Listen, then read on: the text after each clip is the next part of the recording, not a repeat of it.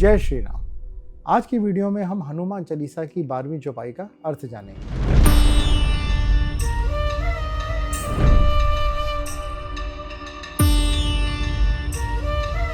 इसकी पिछली चौपाई में तुलसीदास जी ने बताया था कि किस तरह हनुमान जी ने संजीवनी जड़ी बूटी लाकर लक्ष्मण जी की जान बचाई थी, और इस चौपाई में तुलसीदास जी ने उसके आगे क्या हुआ था वो बता रहे हैं।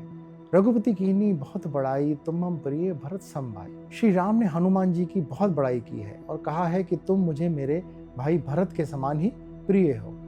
यहाँ यह समझने की जरूरत है कि राम जी ने हनुमान जी को भरत ही क्यों कहा, उनसे ही कंपेयर क्यों किया, और भरत को ही अपना प्रिय भाई क्यों बताया, लक्ष्मण जी को अपना प्रिय भाई क्यों नहीं बताया। क्योंकि आखिर में वे भी लक्ष्मण ही थे जो श्री राम के मना करने के बावजूद भी जिद करके उनके साथ वनवास में आए थे। अपनी पत्नी और महल की आरामदायक जिंदगी को छोड़कर जंगल की कांटों भरी जिंदगी को एक्सेप्ट किया था, तो फिर उन्होंने लक्ष्मण का नाम क्यों नहीं लिया। इस सवाल का जवाब जानने के लिए पहले हमें भरत जी की स्टोरी को समझना होगा। जब राम जी को वनवास मिला और वो लक्ष्मण जी और सीता जी के साथ अयोध्या से गए तो भरत और शत्रुघ्न वहां पर नहीं थे। वो शत्रुघ्न के साथ अपने नाना के घर राज्य कैकई गए हुए थे।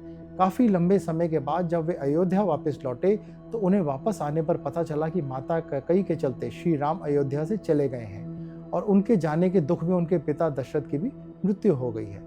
यह सब सुनकर भरत बहुत ज्यादा दुखी हुए और उन्हें कैकई के ऊपर बहुत ज्यादा गुस्सा आया, और उन्होंने अपनी माता कैकई से बात करना तक बंद कर दिया और उनसे अलग रहने लगे। उन्होंने अयोध्या की गद्दी को ठुकरा दिया और वो अपने कई मंत्रियों को साथ लेकर चित्रकूट की तरफ निकल पड़े, जहां श्री राम ठहरे हुए थे। वहां पहुंचकर उन्होंने श्री राम को पिता की मृत्यु के बारे में बताया और उनसे वापस लौटकर अयोध्या का राजपाट संभालने को भी कहा। भरत ने यह भी कहा कि अगर प्रभु श्री राम उनके साथ नहीं आते तो वो भी वनवास में उनके साथ ही आगे चल देंगे। लेकिन श्री राम ने उनको मना कर दिया और कहा कि जिस तरह से पिता की कही हुई बात को मानकर मैं वनवास में रह रहा हूँ, उसी तरह तुम भी पिता की बात को मानो और अयोध्या में जाकर वहां का राजपाट संभालो। भरत को यह सुनकर बहुत दुख हुआ, लेकिन फिर भी उन्होंने श्री राम के डिसीजन का रिस्पेक्ट किया और वो वहां से जाने के लिए तैयार भी हो गए। लेकिन जाने से पहले वो श्री राम की पादुकाएं अपने साथ ले गए और उन्होंने उन पादुकाओं को अयोध्या के सिंहासन पर जाकर रख दिया और यह प्रण लिया कि कभी खुद राजा नहीं बनेंगे और राम जी के वापस आने तक उनके रिप्रेजेंटेटिव के तौर पर रूल करेंगे। वो अयोध्या को छोड़कर नंदीग्राम नाम की एक जगह पर चले गए और वहां उन्होंने खुद भी श्री राम की तरह सारे आरामदायक चीजें त्याग दी और साधारण से कपड़े पहनकर एक वनवासी की तरह जिंदगी जीने लगे। लेकिन इस दौरान उन्होंने राज्य की सारी जिम्मेदारियां पूरी की और अयोध्या के लोगों का भी ध्यान रखा, और इस दौरान वो श्री राम के वापस आने का इंतजार भी करते रहे। तो लक्ष्मण का त्याग बड़ा था, इसमें कोई डाउट नहीं है, लेकिन लक्ष्मण तो फिर भी हमेशा श्री राम के साथ ही रहे।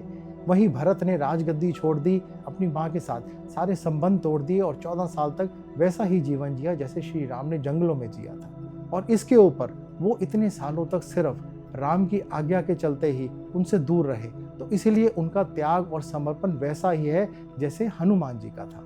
यही रीजन था कि श्री राम ने हनुमान जी को भरत से कंपेयर किया। इसका मतलब यह बिल्कुल नहीं था कि वो लक्ष्मण जी को कम समझते हैं, यहाँ बस केवल त्याग और समर्पण के कॉन्टेक्स्ट में बात कही गई है, इसीलिए भरत जी का नाम लिया गया है।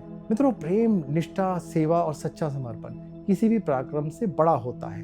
हनुमान जी ने यह सब हासिल किया अपने निस्वार्थ भाव, अहंकार रहित सेवा, भक्ति, अटल विश्वास से, और उन्हें जो भी काम दिया गया उन्होंने उसे हमेशा भगवान राम की आज्ञा समझ के पूरा किया।